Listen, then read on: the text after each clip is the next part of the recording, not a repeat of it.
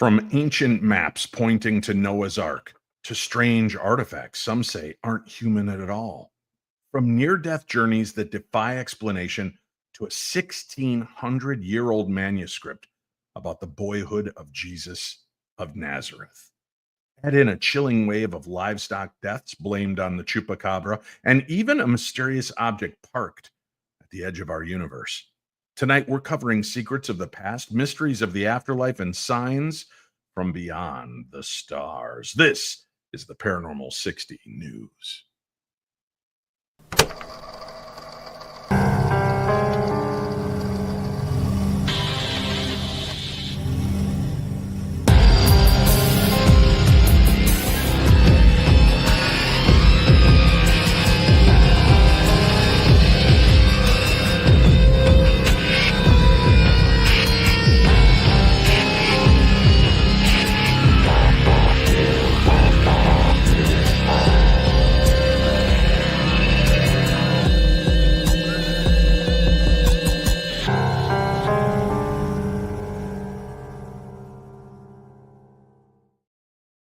Good evening, my darklings, and thank you so much for joining us here this evening. We've got a night chock-a-block full of strange and supernatural stories, haunted mysteries and histories, and more.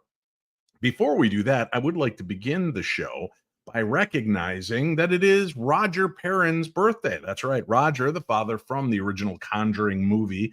The story was based around him and his family. Roger turned 90 years old today. Congratulations, Rog.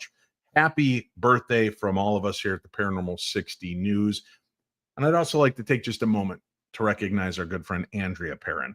Andrea has been battling a very aggressive cancer for the last year, and she is continually keeping her chin up, her eyes to the skies, and doing her very best to deal with this, but sometimes it's getting the better of her. Mentally, spiritually, physically. So if you could, please keep Andrea Perrin in your thoughts and prayers for a healthy and full recovery. We will do that for you, Andrea. We love you around here. We miss you, and we hope to have you back joining us on this program very soon. But joining us right now, ladies and gentlemen, the tea that is sweet, the sweet tea is here. Good evening, sweet tea. Hello, good evening, Dave. I'm so excited for tonight's show. How are you? Why are you like one of the weird robots from Disney World right now? I don't know. Hi, and welcome to Tomorrowland of Supernatural News. I just got real excited for a second. Apparently you did. What are you drinking something special that's made you so excited? Booze. Oh, well, that's simple enough. Booze it is. And no, she wasn't saying Bruce. She was booing. That's why Greg Lawson popped up. Ladies and gentlemen, Yay! The paranormal detective and author of, I don't know if I've told this to anybody yet. I like to keep this secret, but it's about time to reveal it. Our own Greg Lawson is an author. How to Be a Paranormal Detective, Diaries of a Paranormalist, Detecting the Paranormal, Roswell, The After Action Report, and his most recent book, Messages from Mothman. They're all out and available. All on Amazon. So make sure you go pick those up, rate and review them. Yeah, it's true. I wouldn't kid you about that. Guys, can I tell you something? Mm-hmm. I have created what might be the perfect drink. The perfect drink. I'm listening. It came to me in a dream. I took 7-Up, the soda 7-Up, and I added cherry juice to it. I call it the Temple. What do you think? Wow. That sounds really familiar, but I don't have. Does cherry juice have alcohol in it? No, none whatsoever, as far as you know. I don't think this works. I can't drink. It sounds like a kitty cocktail. Is that what that is? Me? No, I have no cats here. It's just me. Oh. No kitties at all whatsoever. So, yeah, Greg, I found that. Listen, as long as we're talking about amazing things I've stumbled upon, like this amazing drink right here that I call the Temple. It's amazing. I also came to the very real realization that if you drink when you're in a depressed state and mourning and grief, it's not good. No. It sure helps it though. It doesn't. Worse? Yeah. It helps. It helps the grief. It helps the depression and the grief. Oh yeah, it really adds to it. Yeah, it adds to it. No diggity, no doubt. I feel bad because I've been to like a bunch of events since my father passed away, and everybody keeps wanting to buy me a drink, and I'm like, nope.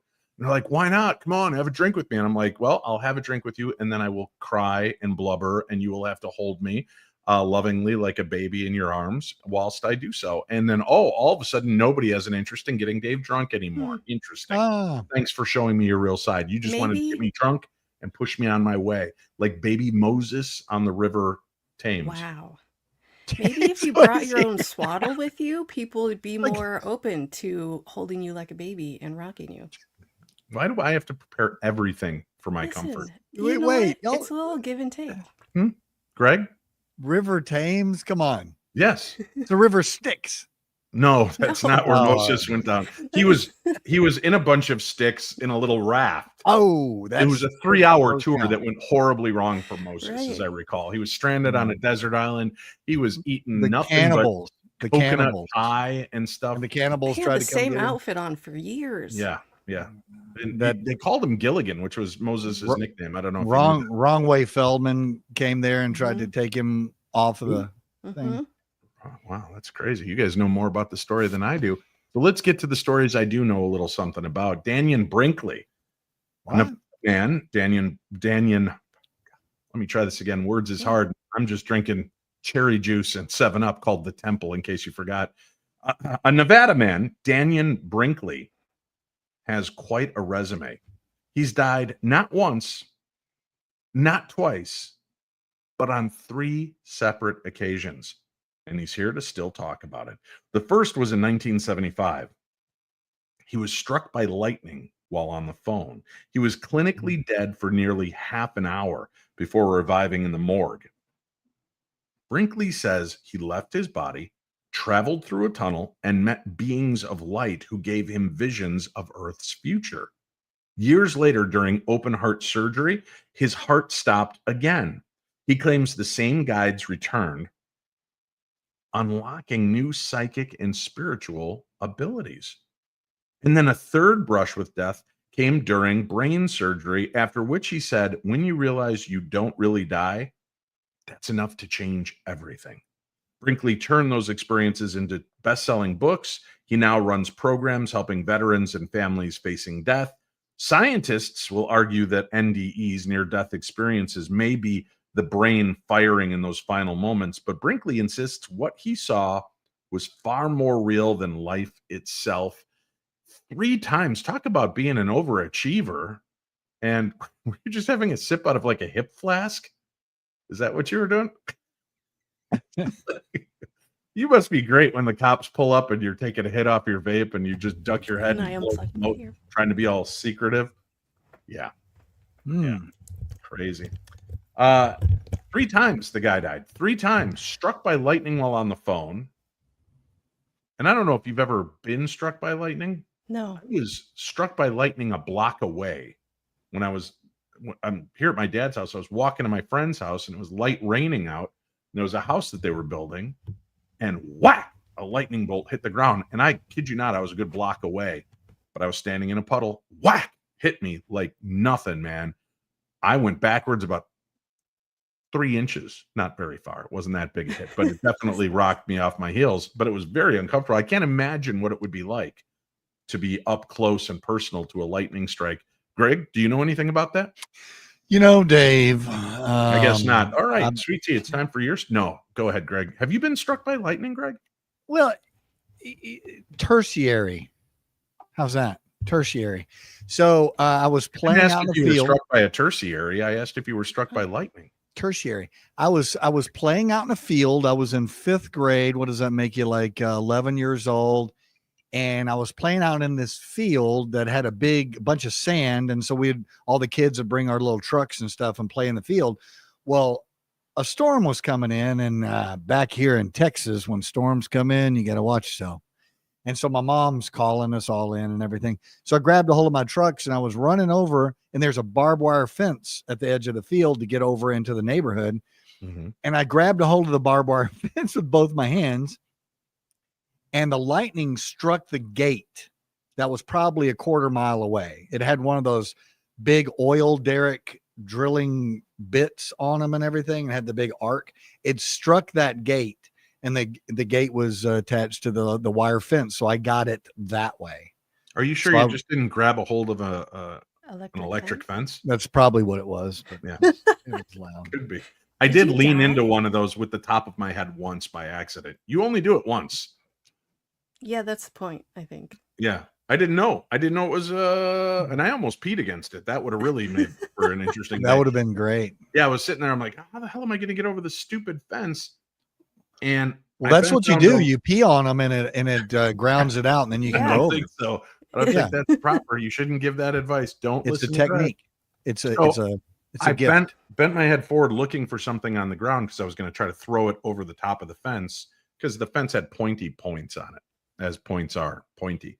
Oh. And when I bent down, my head hit and I went, bam, and it felt like lightning went through my skull, which I'm sure it did, but it was just like the briefest second. It left some marks. No, those are just It old left man marks. Yeah. Look at this. We're almost 60. Barely any. Look at that. Nice. They say Botox isn't a good filler. Baloney. Look at that. I have to try. I wish. Nice. I'm not going to do Botox. I got to ask you guys. It's off topic, but since we're talking about near death, the idea that you're jabbing your face with botulinum, which is please. like if you're eating bad meat, that can kill you. Sure. Is it a good idea to inject the same bad meat into your flesh? Also, I don't care. Just make my face paralyzed, please. I don't have the money to do that. I should just get bad meat and put it in my skin. You should just smother your face in bad meat, and it'll just automatically tighten up because of all the botulism. What if I just eat the bad meat? I'm willing to let you try. It's for science, folks. It's for science. Otherwise, I would say no. That sounds like the dumbest thing I've heard today. Right, but we're scientists. And we've only just begun, so I'm sure I'm going to hear a lot dumber things as the show progresses. Absolutely. Which brings us to our next story, ladies and gentlemen, the paranormal detective, Greg buddy. Lawson. Yeah, you sent me some stuff to read. And this first one is ex-military man dies and learns why we're here. It's very helpful. An ex-military man says a single dive into shallow water changed everything for him. He was at a lake with friends when he dove in, snapping his neck on the bottom. Oh, yeah, those guys, you know. His body went limp, his lungs filled, and in that moment, he says he slipped out of himself. That's the only way he can describe it. Floating above, he could see the scene unfold, his body motionless in the water, and friends panicking on shore. Yeah. That's when he recalls the orbs. Yeah, that's what I said, orbs. This is what he saw, glowing spheres of light hovering around him, radiating calm, almost as if they were curious guides waiting to escort him further. He remembers a pull like a current drawing him into a tunnel of brilliant light. On the other side, he says, was understanding. That's what he found. According to him, the beings told him plainly, we're here to plant seeds of peace, not to dominate, not to conquer, but to add something good, however small, to this world before we move on. Just as that message sank in, he heard something chilling, and it was his own heart monitor flatlining. Moments later, he was back in his broken body, gasping for air and very much alive. Yeah. Since then, he's devoted his life to this purpose. And strangely enough, he found his calling in sewing. That's right, sewing. He now works on a massive tapestry he believes is guided by spirit, each stitch a reflection of that lesson. Threads of peace woven into something larger than himself. Skeptics will argue it's nothing more than the brain firing as it shuts down, but he insists what he saw was realer than real. And his story adds one more voice to a growing chorus of people who have come back from the brink with the same message. We're here to learn, to love, and to leave behind more light than we found. Back to you, Dave. It's a beautiful story. It is. Beautiful story. But he broke. Oh, my mom worked for Shriners Children's Hospital here in Illinois. for 30 some years. She worked with kids that broke their neck in a myriad of different ways. And there were a few that did the old dive off of the platform into a lake and didn't realize there was a big boulder right there and broke their neck. So you really have to be careful, folks. I know it.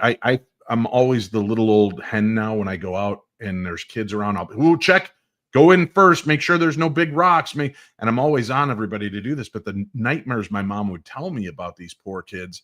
This one guy, Bobby, I won't give any other parts of names, and it's been 30 years, but this kid, Bobby, was in a car accident, I guess, hit a tree, came out of it fine, got out of the car and started to walk away, and the tree fell on him and broke his neck.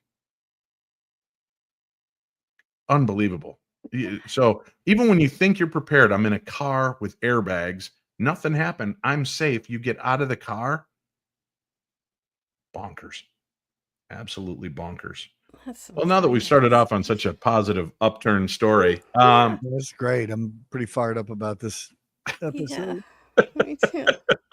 All right, I'm sorry. Listen, all I can do is weigh in on things as I see them. But please, if anything you take away from today's episode, folks, don't dive into waters that you don't know what's underneath, how shallow they really are, because it can be over like that for you. Bonsai warrior all by himself out there just says my seeds of peace. Wow. Yeah. Sowing the seeds of peace. Wasn't that like a Tears for Fears? Tears for Fears. Yeah. I was going to call them Twists and Shouts, and I knew that wasn't it. Tears for Fears. Yeah. I forgot you were a DJ. Sweet Tea, I love you dearly. You know this about me, that I adore you. I think you're wonderful. But 3 weeks in a row, we've got to hear about Matt Rife buying the house that the Warrens own. Pick these stories. I don't know. Where do they come from? Do they fall off a tree into your lap? Sweet Tea, is that what you're trying to tell us? No, that's not how the internet works. I don't know how the internet works. You have a new story for us. This one takes us into new uncharted waters, as I understand, because it's not just about Matt Rife this time. I mean, it kind of is, because Matt Rife buys the Warrens' house. Comedian Matt Rife has officially taken his career to a whole new haunted level. Forget luxury mansions in LA. Rife just bought the actual Connecticut home of paranormal legends Ed and Lorraine Warren. Yes, that Warren family. The real-life ghost hunters behind the Conjuring universe. And the house comes with responsibility. Along with YouTuber Elton Casti, Rife is now the caretaker of over 750 artifacts from the Warrens Occult Museum, including the one and only Annabelle doll. To be clear, he doesn't own Annabelle, he's just legally responsible for her for the next 5 years, which sounds like the setup for the worst Airbnb gig ever. When the news broke, the stars of the Conjuring movies couldn't resist weighing in. Vera Farmiga, who played Lorraine, said she's dying to pick Rife's brain. I'm curious what his intentions are. Patrick Wilson, the movie Ed Warren, chimed in, "It's a normal house on a street. I can't imagine the neighbors want lines of cars showing up to see it." Farmiga even joked, "I just hope he doesn't have a garage sale." Wilson's reply, "That'd be funny until someone walks off with a cursed samurai armor." Rife says he plans to reopen the property for tours, day visits, and even overnight stays, giving fans a chance to step into the Warrens' legendary paranormal world. And The Conjuring, Last Rites, hitting theaters September 5th. The timing couldn't be creepier. The only question now, is Matt Rife about to make a killing with the Warrens' haunted house? Or will the house make a killing out of him? Back to you, Dave. Let me just say, first of all, Sweet Tea, not meaning to blow smoke at all, your imitations of Patrick Wilson and Vera Farmiga, it was like they were been working on them all night. Thank you so much. It was like they were sitting here talking through your ass and the voice was coming out your mouth. Thank you. I've been working on it all hour. Like a trumpet. You might want to work a little harder, just a little bit harder next time, just a little. I mean, it was pretty close to almost perfect. Thank you. I don't. What? Why can nobody just take a nice compliment from Dave Schrader? That's all I want to know. All right, let us now cast our gaze to the skies. upward, that is, Greg, to the skies, where Wow. there is a large foreign body parked, waiting at the end of our universe. Mysterious object. Look at that thing. Yeah. Astronomers, not astrologers, Greg, just so we're clear about it. Astronomers have spotted something strange parked way out at the edge of the universe, and they can't explain it. The object is called 31 Atlas. It's only the third confirmed interstellar visitor we've ever seen drift into our cosmic neighborhood. But here's the kicker. It's not behaving like a normal comet or asteroid. Instead of the classic tale of ice and dust, this thing has a mysterious glowing haze in front of it, as if it's generating its own light. Now, Harvard's Avi Loeb, the same scientist who stirred headlines calling Oumuamua possibly aliens, says that there are only two real explanations. It's either a fragment from a supernova still glowing with radioactive energy, or it's a nuclear-powered spacecraft. Now, NASA's not brushing it off either. They've actually turning the Mars Reconnaissance Orbiter toward it in October to get a closer look.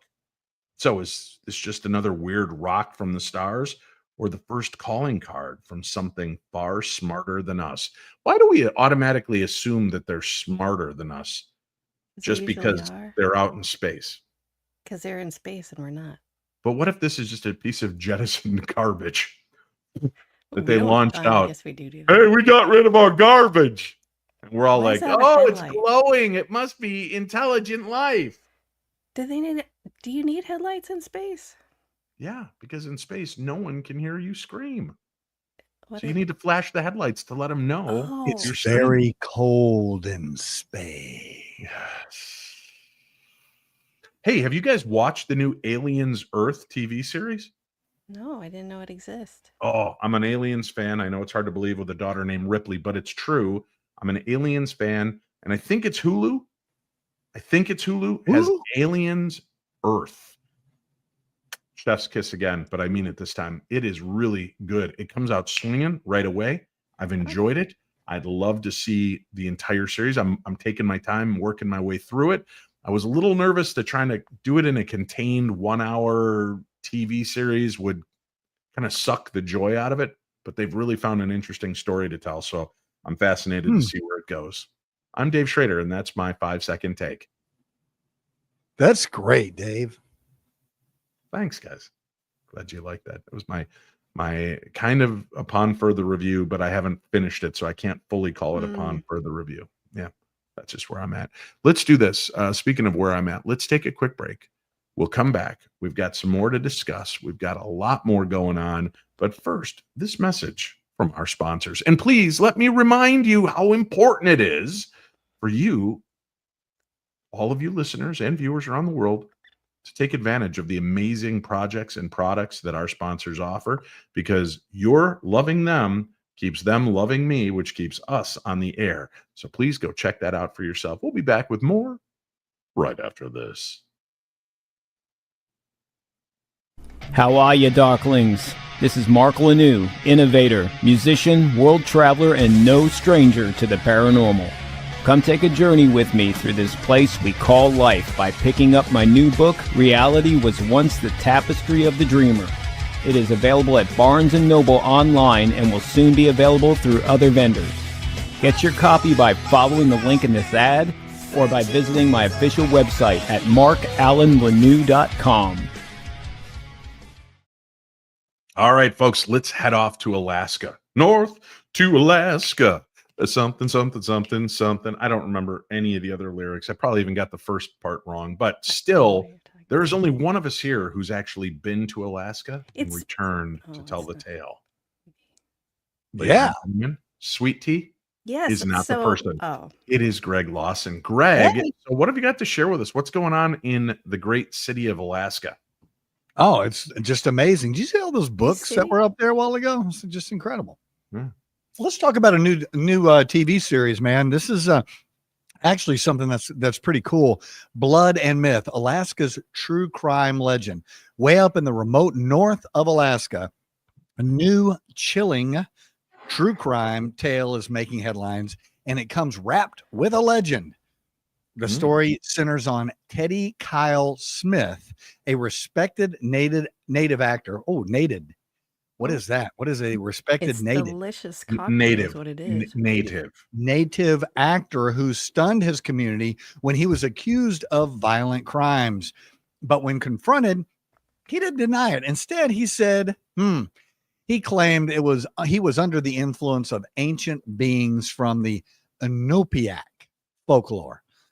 These little Inukans are mischievous, sinister little people. I thought I was having a stroke there. You said that so slowly. Inukans. I don't know what happened. So they think they're the Inukans?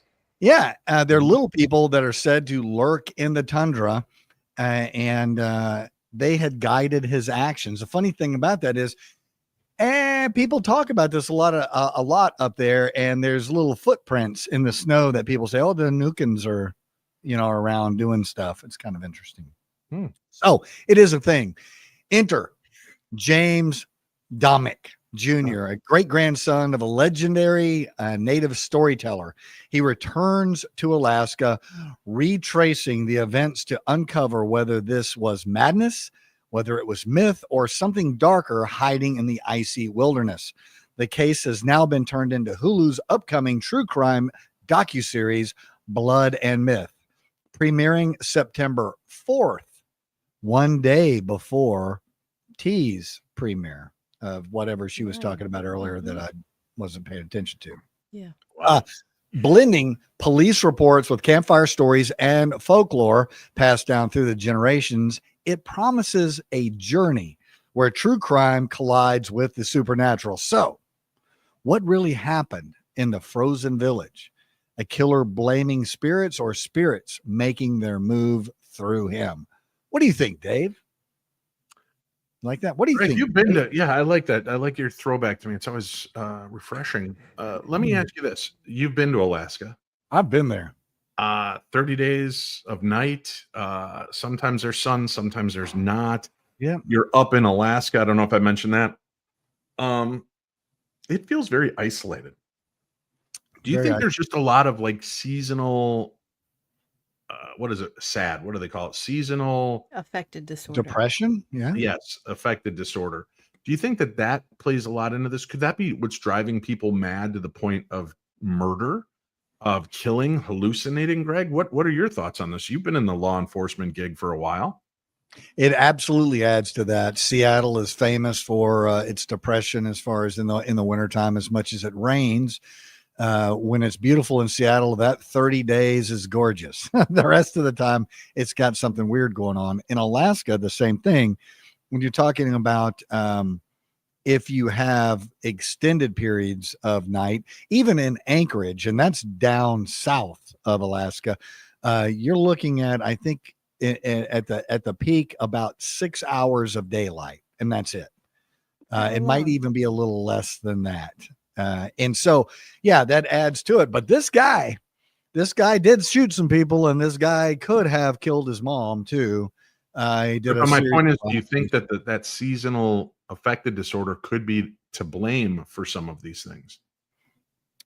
In this situation, I don't know, but absolutely it would. It causes some people to make really bad decisions. Especially thinking you're dealing with the possession of some kind of mythical creature taking you over, murdering everybody. Yeah, that's. But then again, here's the weird thing, right? I love this question from a movie. What if that is what's happening? How would you know what it looks like? You wouldn't. You wouldn't. Right. Right. Very strange. Yeah, that's why the old made me do it. The movie Frighteners. Was it Frighteners that had Michael J. Fox? Michael J. Fox. One of the worst movies ever. Yeah, I remember that. Yeah. Do you remember like when death would come in and then reach into your chest and grab your heart and squeeze your heart? Uh-huh. Yeah. How do we know that that's not how heart attacks happen?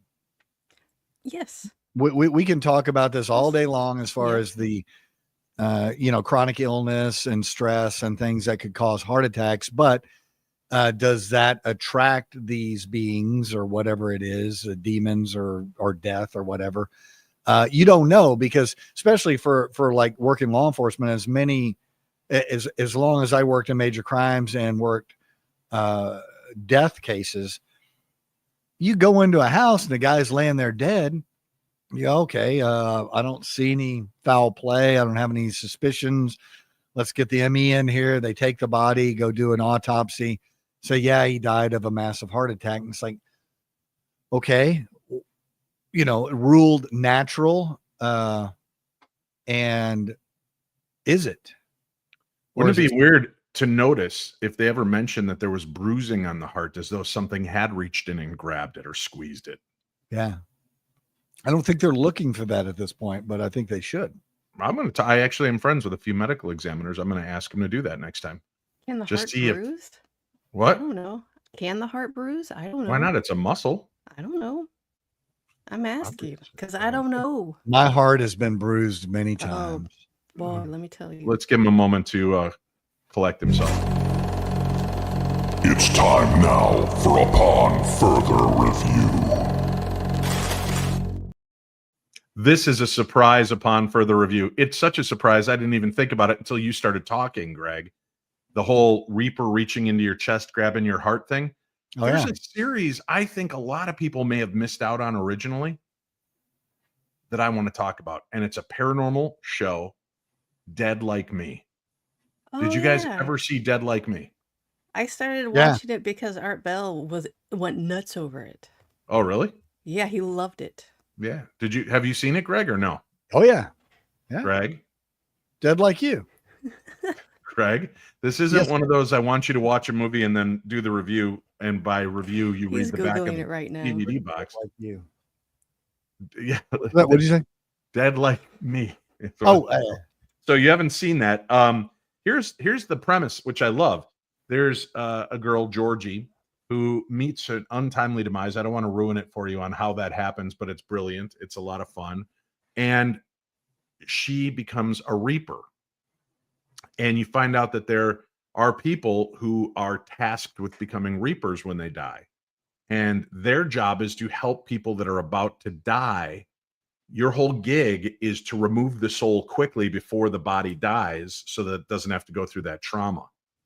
And it shows in a couple episodes what happens if the Reaper is too slow or doesn't take it seriously.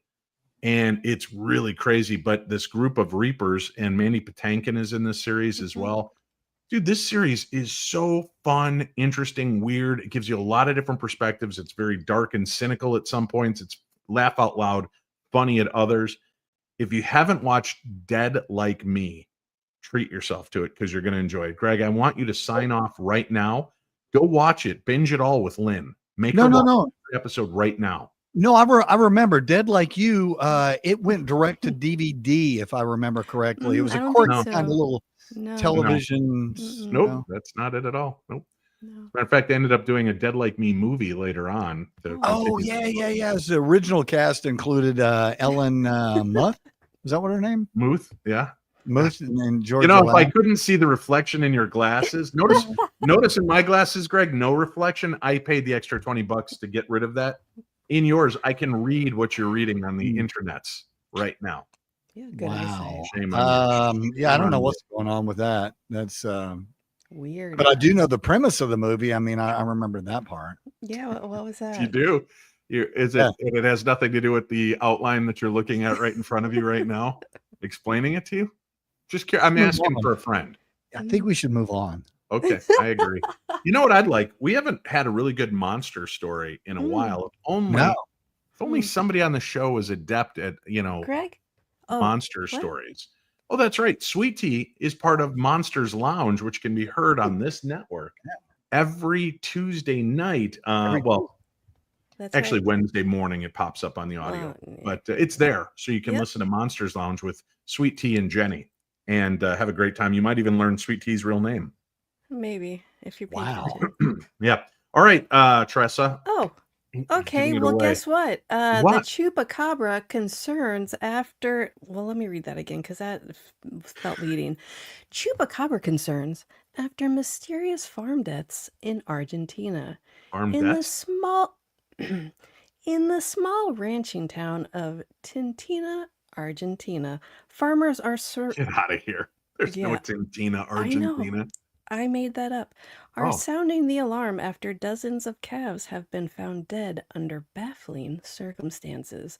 Rancher Eduardo Turan says he's lost animal after animal in recent months to what he calls an unknown predator. But here's the strange part. There are no tracks, no signs of a struggle, just lifeless calves drained and discarded. That's led locals to revive an old fear, the Chupacabra. The infamous goat sucker legend began in Puerto Rico back hey, in the hey, 90s. hey, hey, this is a family show, sweet You tea. heard Be me. careful. You know what you Goat, got when you got goat, me. goat. Yeah, yeah, sucker. Back in 1990s, where animals were discovered with puncture wounds and blood drained from their bodies. Since then, sightings and stories have spread throughout Latin America. Now, ranchers in Argentina say the pattern looks eerily familiar. Description of the creature vary. Sometimes reptilian, sometimes canine, but always menacing, with glowing eyes and a taste for livestock. Scientists often dismiss the legend as wild dogs or coyotes with mange, but these farmers aren't buying it. They insist this feels different. And here's the kicker.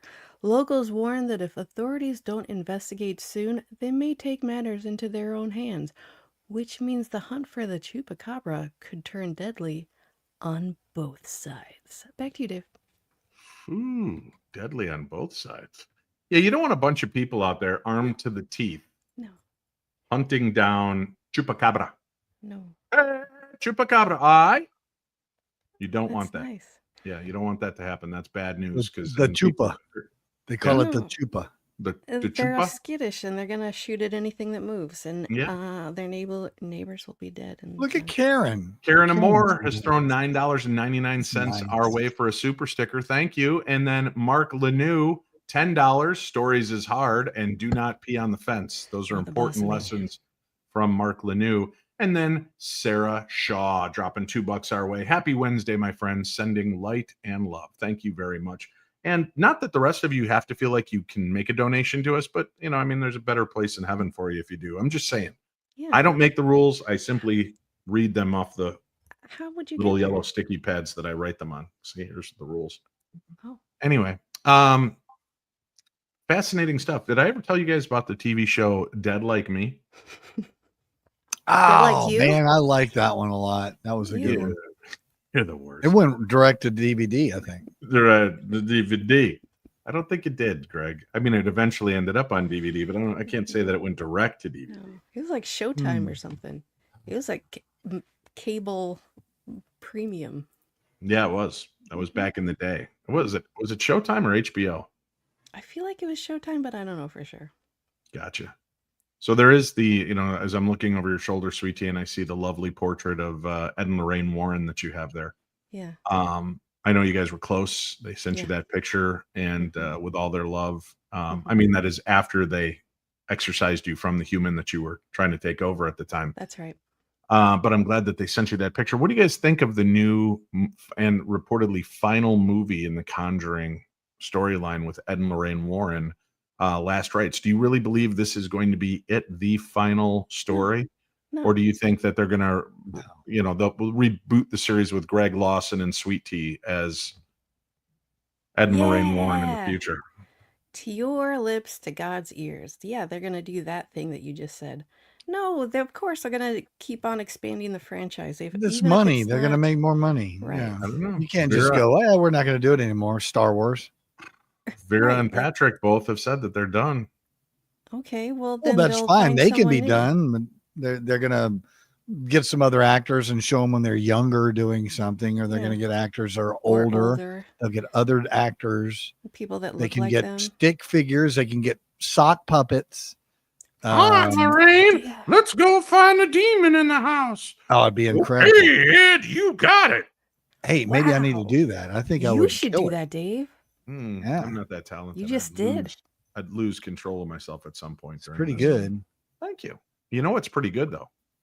The Palmer House Hotel in Minnesota. It's very haunted. I don't know if you guys are aware of that. It's also filled with a lot of hijinks. Well, it's going to be this October 9th through the 12th. I'm going to be out there with Dalen Spratt from the Ghost Brothers and our dear friend Diette Renee, the psychic medium. She's going to be there that weekend. We're going to have a whole lot of fun. The very first night, we're having a costume party. There is going to be gallery sessions. There are going to be spirit box sessions with the grave master himself, Dalen Spratt. Wow. He will take you through and try to communicate. We're going to try a bunch of different ways of communicating and having new experiences at the Palmer House. It's so much fun, and we are keeping this one limited. There are only 10 tickets that remain. It is October 9th through the 12th, Sauk Center, Minnesota. If you've ever wanted to come out and see the Palmer House for yourself, if you've seen it on Ghost Adventures or the Dead Files or Haunted Hotels or Screaming Room, you're going to want to come on out and investigate it with me. I'll be out there October 9th through the 12th. You can get more information at darknessevents.com.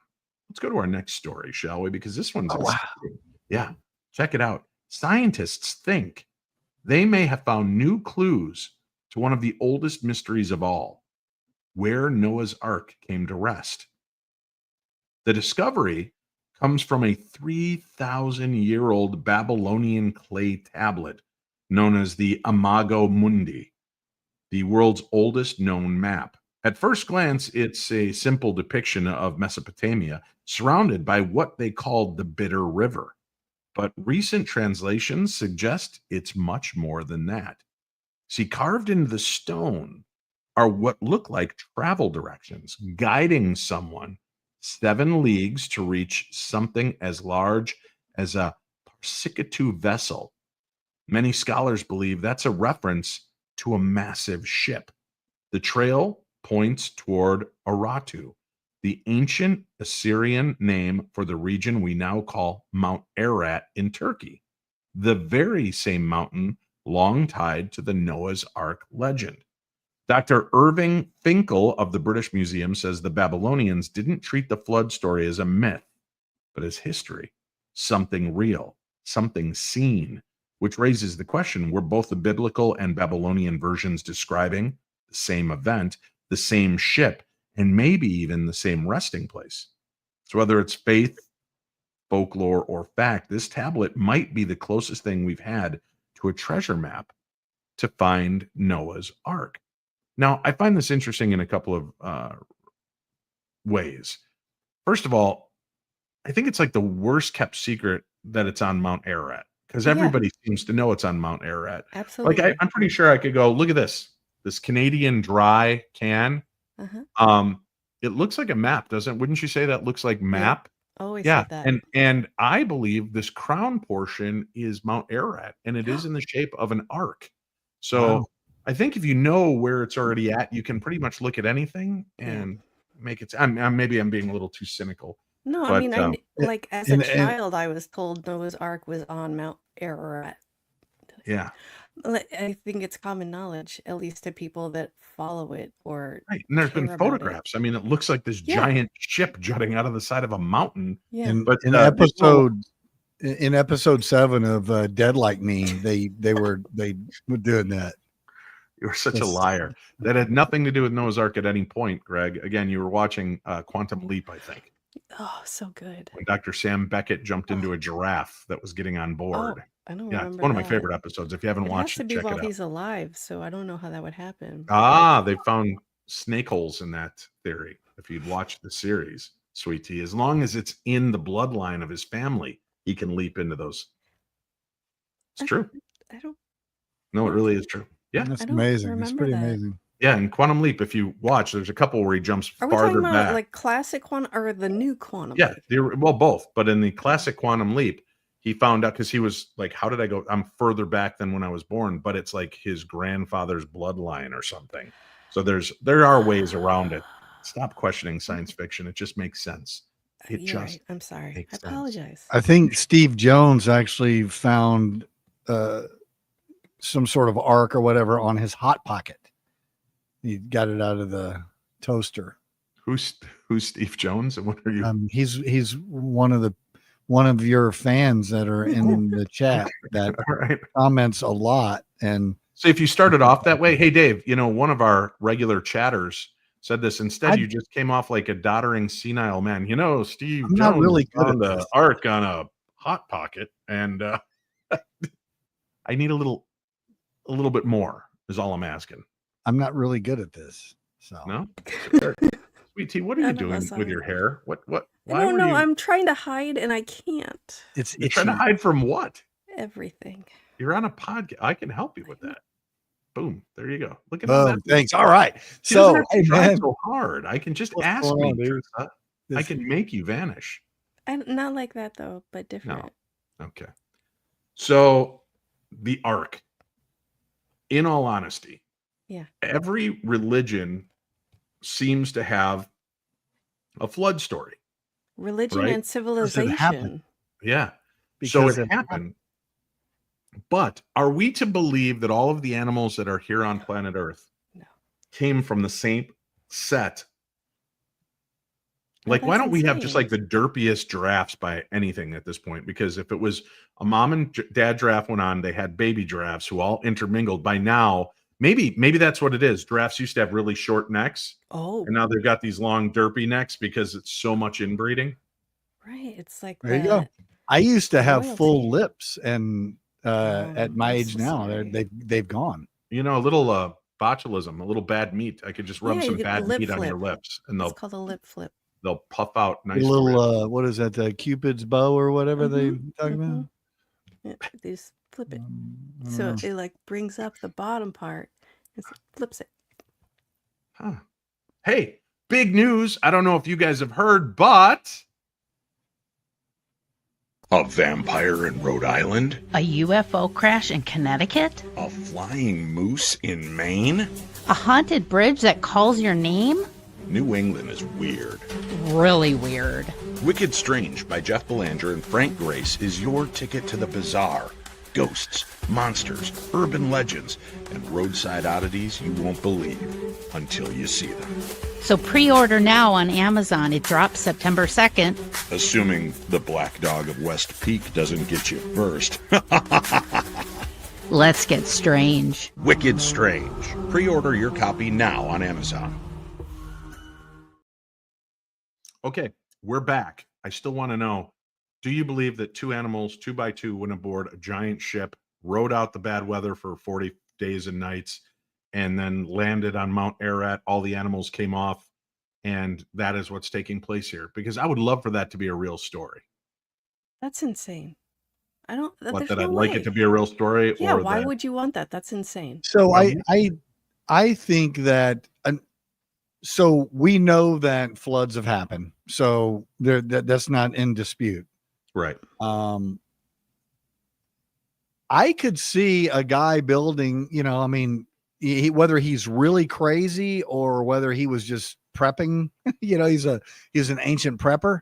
It's like, oh, it's going to come, and here it comes, and build a big boat.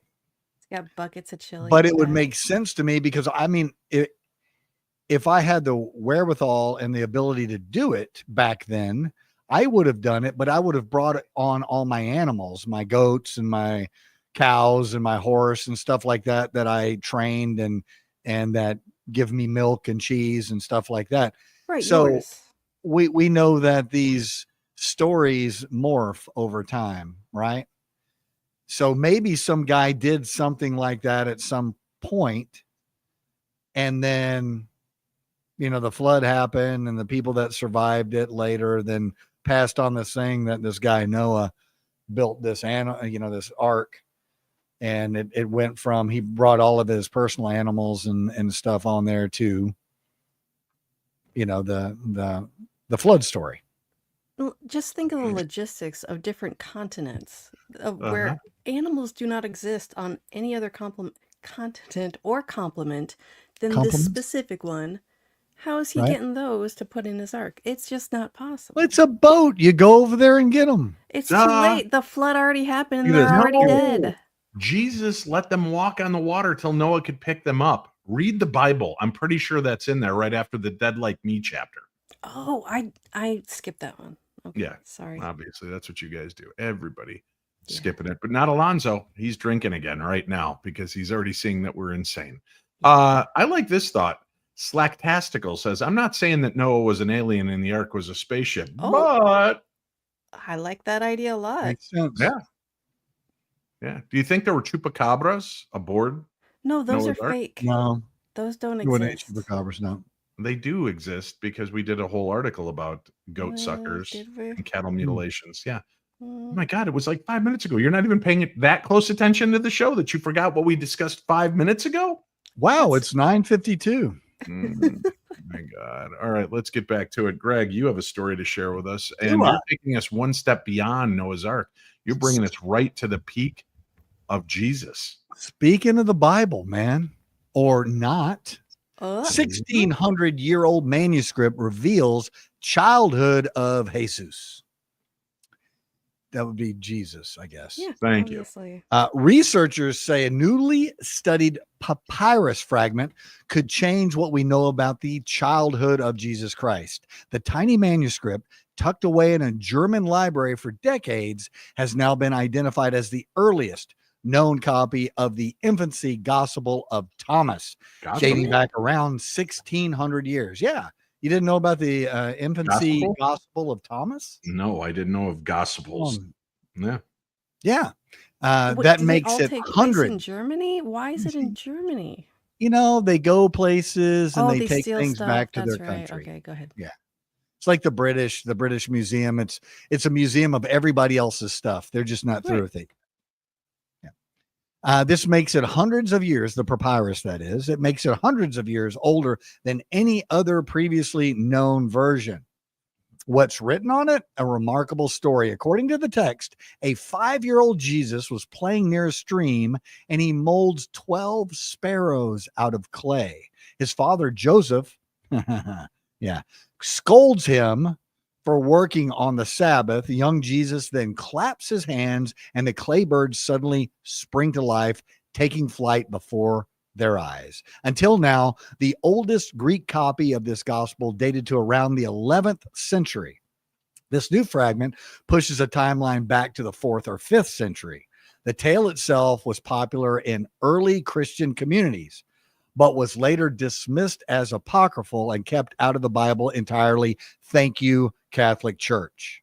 Yeah. So, does this change history?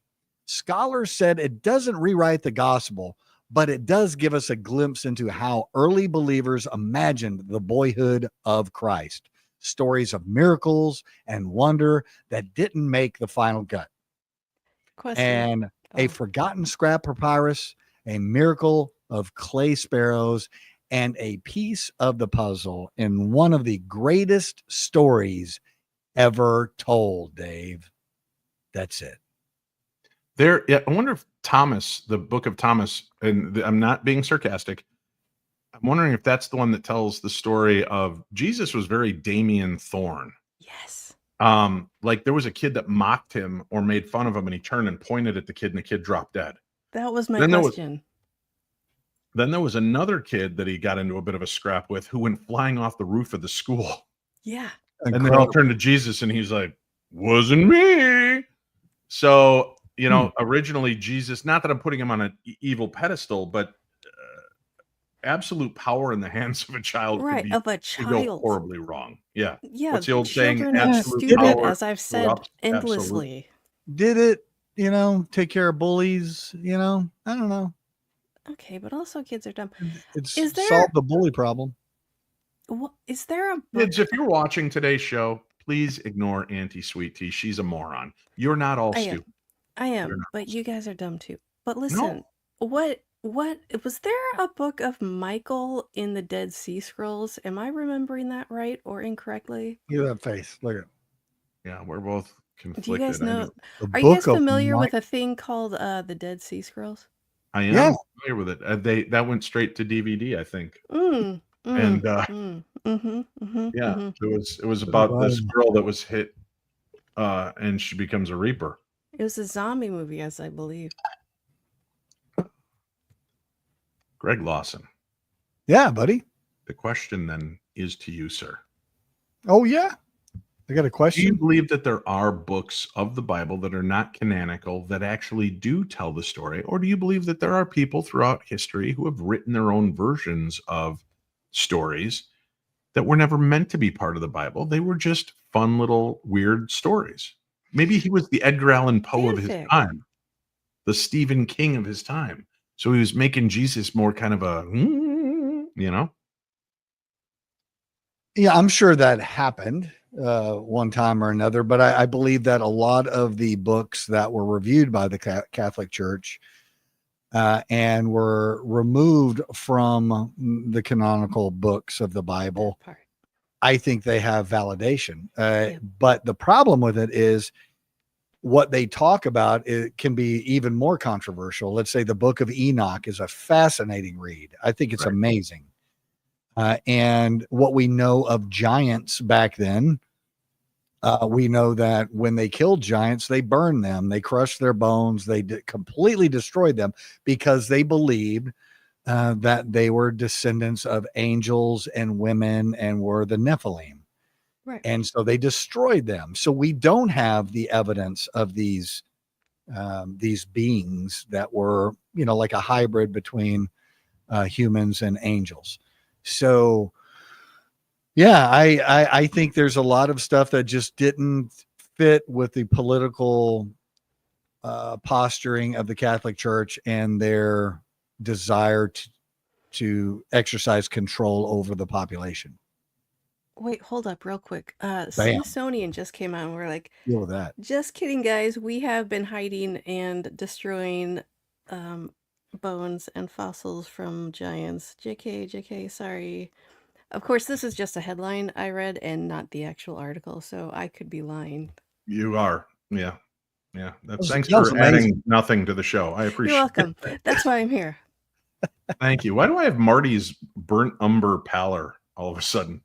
That's what I told y'all. It looks like y'all are from like an 8mm movie from the 1970s. Oh. Telling you. No. Look at me. I'm all it's fine. shiny She's and in color. You're Purple. purple, and I look jaundiced. Well, yeah. You check your enzymes. Do you Might think want to it's? run your blood Billy work? Rubin. Hang on, you guys be the judge. Am I the same color as that guy? Oh, he needs. Look at that guy. his So happy. levels He's so happy checked. to not be here. The Colonel. I miss the Colonel. We're gonna. I chatted by text with him today, hoping that we'll get him back on the show here soon, and he can come in and visit with us. We are at the point of the show where there's only one more story to tell, but Greg Lawson wants to add something before. I do. So what is it? Gora J.I. I'm sorry. One of the people in the chat. Yes.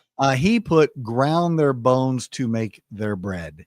And it's really interesting because, like, where did that come from? Who was writing that little happy nursery rhyme, right? Where did it come from? And Is it's, that common right, phrase that people know that I've never heard? Ground their bones to make their bread. Yes. I smell the blood of an Englishman. Be he right. live or be he dead, I'll crush his bones to make my bread. Oh. Bam. Look at that. Look at that. I love working with theater people. Thank you. Thank you. Yeah, that was I knew the entire thing. What is that? That's from Jack and the Beanstalk, right? Yes, Yeah, sir. But that's Yes, the it giants is. saying it, not the little people saying it about giants. So Yeah, because he's making payback. Oh. He's crushing up bones for what happened to his people. Why he had to climb up in the clouds, Get wrecked, little people. Yeah. I don't know if I should take this as a compliment or not. Alonzo says I'm scary. I thought it was asparagus. Steve Jones says Dave's a bit of a giant. You guys are crazy. Stop it. I'm not that big. Stop it. All right. So Sweet Tea. We've Okay. got stories to share. Let's get to it. We've got one last story. Okay, Jesus. You get the final story, and I don't feel you're nearly as drunk as Chachi would be at this point. So do you want everybody's in for a little bit of a letdown, unless you want to just choke that bottle down real quick that you got there. bottle? Hold on. Jeez. I can't do What are you? that. Are you Just give me drinking a lighter second. fluid? Just drink it. What are you doing? I'm trying, but you're like really egging me on, and it's really difficult. And Oh, also, really? I just won't Oh, try really? as hard. So let me get this straight. You don't yield to peer pressure? I do, Swallow. but my esophagus doesn't. No. Hey, ancient non-human artifacts, strange discoveries I around want the all world. of those as Our memes. fu- I want all of those faces as memes. Folks, go back. If you are computer savvy, I want every one of those I have a little twisted bit more. encounter faces of hers That's to all be I made have. into buttons that Greg can sell for a profit at our events. Oh, That'd be everyone's great. making a profit of me. Strange discoveries around the world are fueling debate about whether humanity's story is missing a few chapters or I even can't hear you. a few authors. Archaeologists and miners have stumbled on objects that seem wildly out of place. Metallic spheres, advanced tools, even lenses carved thousands of years before such technology was thought possible. To some, they're simply curiosities. To others, they're evidence that Earth once hosted or was visited by something other than us. Hmm. Take the Yes. Take the Klerksdorp spheres of South Africa. These will. metallic balls, some edged with perfect grooves, were pulled from rock dated nearly 3 billion years old.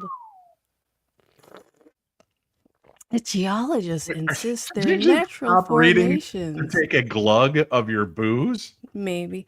But their symmetry has many asking, how could nature produce such precision? Then there's the London hammer, discovered in Texas, which makes no sense to me. Its head made of iron purer than anything from Yes, it early is. human forges. Encased in rock, some claim is over 100 million years old. That sounds like a child's amount of time that is made up. The hammer shouldn't exist in that context at all, or that time.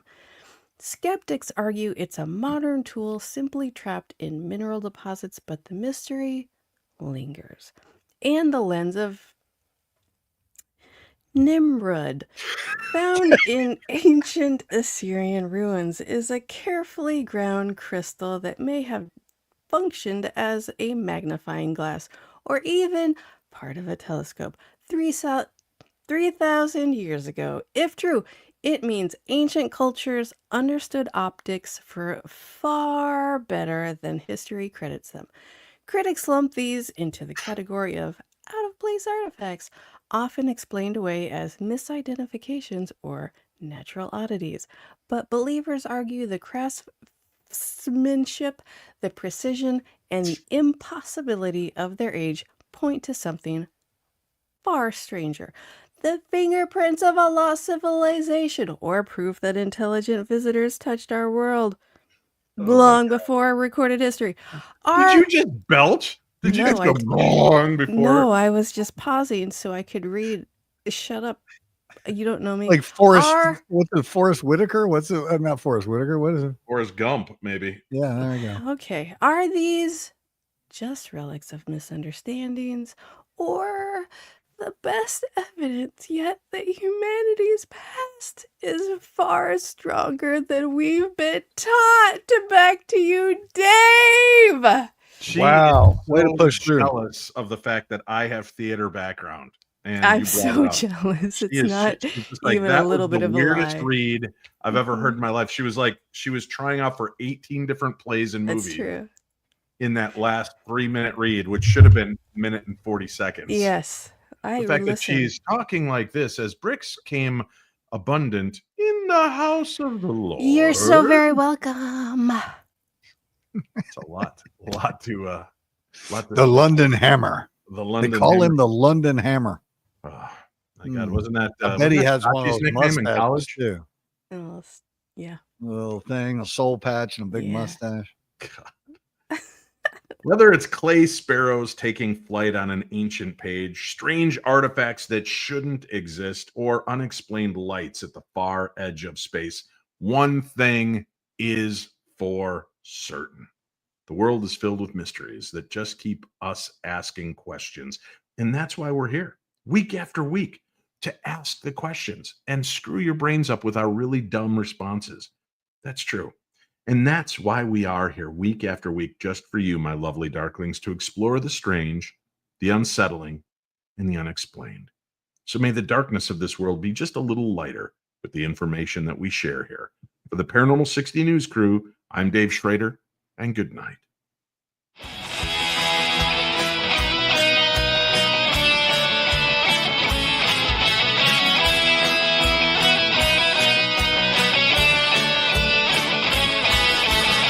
It's Wednesday night and I'm alone.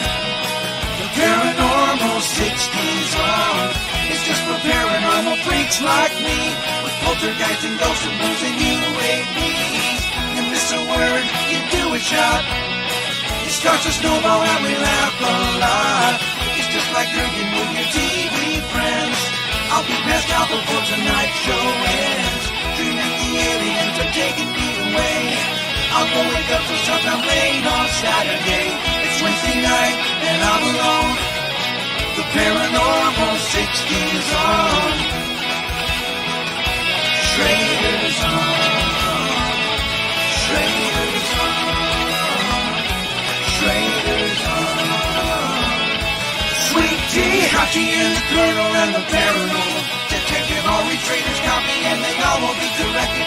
He's got protective bracelets and some crazy magic tricks. Even Scully cannot save him from the voice of Stevie Nicks. Schrader's on. Schrader's on.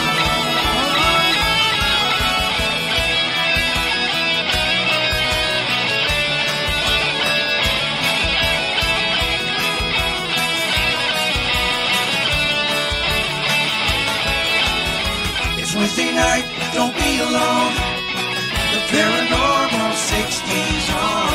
Now one day Dave might even put me on his show. There's a ghost in my mom's basement, man, I live down there, I know. It's Wednesday night, don't be alone. The paranormal 60s on. Schrader's on. Words is hard.